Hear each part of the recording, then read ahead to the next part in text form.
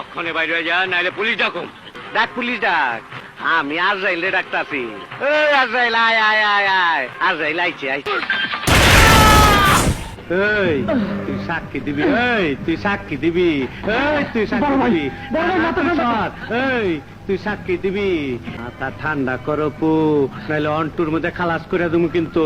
পৃথিবীতে সবাইকে একদিন না একদিন খালাস হতে হবে রফিক ভাই, অন্যায় ভাবে কাউকে খালাস করার দিকে তোমার নেই। রানা তোর বাইরে চুপ করতে ক।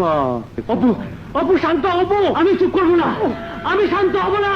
অপু, অপু গাছ টাইমি করলে ভালো হইব না কিন্তু। রফিক কি করতে পারে তুই ভালো করে জানস।